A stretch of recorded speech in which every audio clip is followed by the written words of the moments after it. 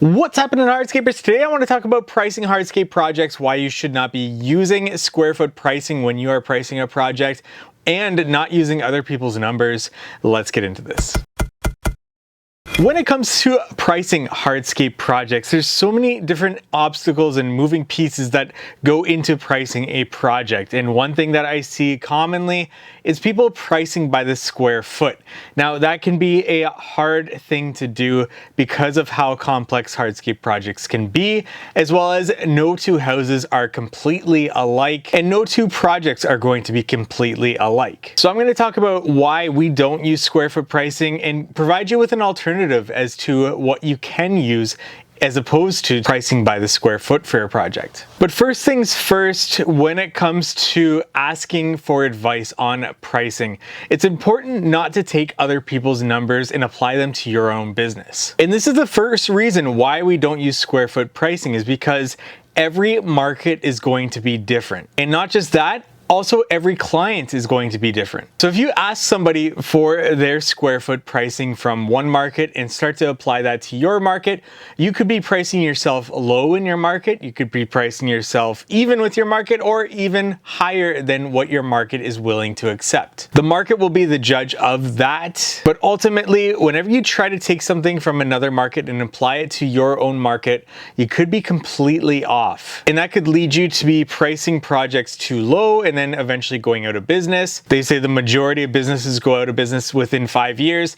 I see that as being for the first 2 years. If you go out of business, it's got to do with sales. And then that third year is a transition area to year 4 and 5, where it's likely, if you go out of business in year 4 and 5, where you are not pricing yourself appropriately in the market. That could be overextending yourself and not being able to close enough jobs because your pricing is too high, or underpricing yourself and eventually you need to buy a new equipment or invest into your business and the money's just not there. And once again, that comes down to pricing. So your market is going to be completely different from everyone else, and that's why square foot pricing just does not apply to your own market. And clients are going to all value their project differently, so it's important to note that in your pricing as well. Additionally, access is an important thing to consider on every project. We don't use square foot pricing because access to one backyard is going to be different from access to another backyard. And access will likely dictate the type of base preparation method that we're going to use on that. For example, if we've got no access, we're going to be using a synthetic base if it is applicable to that type of project. Whereas if we've got lots of access, we're going to bring as big of a machine back there as possible or as applicable to that project to complete that excavation and that base preparation. So one project which is labor heavy, whereas one project we can bring equipment into the backyard, both of those are going to be priced completely different. So square foot pricing just doesn't matter because you have to factor in that access and what type of equipment you're going to be using on your project. Additionally, the distance from the curb to the backyard, if you're doing a backyard project, is all going to be different, and any obstacles in between, whether that's a steep slope or air conditioner units that are getting in your way to and from, that travel distance and any obstacles that are in your way needs to be accounted for in the pricing of that project. And like we said, the base preparation is going to change how much labor goes into that project. For example, a synthetic base is going to take a lot less labor than a open graded base. And in my opinion, an open graded base is going to take a little bit less labor than a traditional dense graded base. So each of those methods are applicable to different scenarios and situations, but so too is the pricing of each of those different base preparation methods. And then finally, materials, though you can probably figure out a way to incorporate different materials into your square foot pricing,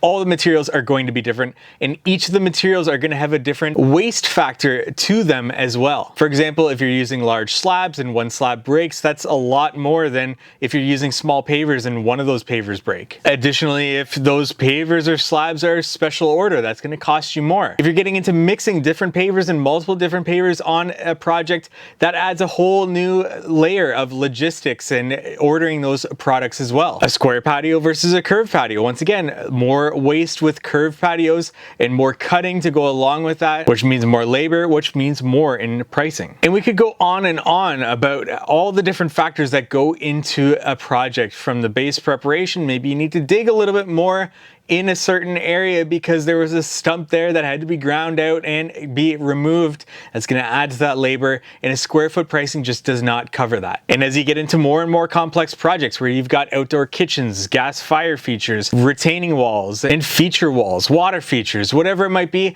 a square foot pricing will just not incorporate all those features. Not to mention, a square foot pricing will not allow you to evaluate at the end of the job and job cost that job to see how you did financially. Whereas if you use another method of pricing projects, you can break down materials, labor, your projected overhead expenses for that project, and your profit to be able to break down where you went right in that project and where you went wrong in that project. Square foot pricing just gives you a lump sum, and you don't have an ability to be able to break that down into those 4 different categories to compare where you went right in your pricing and where you went wrong in your pricing. And that's why we've created a systematic way of pricing projects using production rates. And that's available at the How to Hardscape headquarters software that we've created. Link will be in the description below for that if you're interested in learning more. And we'll have more videos on this channel talking about production rates and how you can incorporate pricing projects with production rates. If you don't have production rates, that's fine. We've got a workaround for that,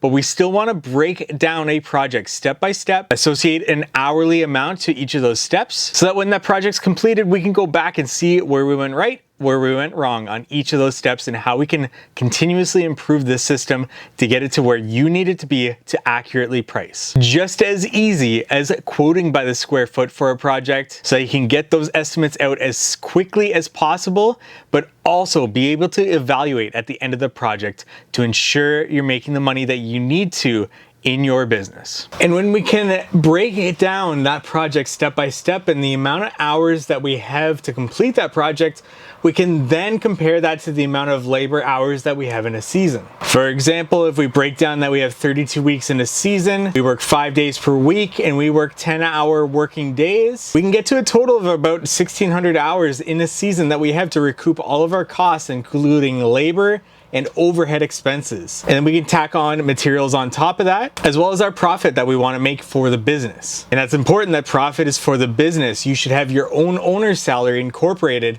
in the actual labor or in your overhead expenses. So I can then take the production hours needed to complete that project, divided by the total number of hours that I have in a season to get a percentage, and then take a percentage from the amount of overhead expenses that I have in my business to incorporate that overhead expense, while also multiplying the labor expense by the amount of labor hours needed on that project, add in the materials, add a profit percentage, and that's my total there. Properly calculating labor is something that we'll get into another video though, because that is a subject all in of itself, as well as markups to materials to be able to recoup more expenses that come with materials, and discussing owner's salary as well as a profit margin for your business. But any questions on those, leave them in the comment section below. If you have any questions, comments, leave them in the comment section below. I'll respond to anybody and everybody. If you're interested in that software, link is in the description below. Like this video if you found it helpful for whatever reason, subscribe to this YouTube channel for more hardscaping content like this.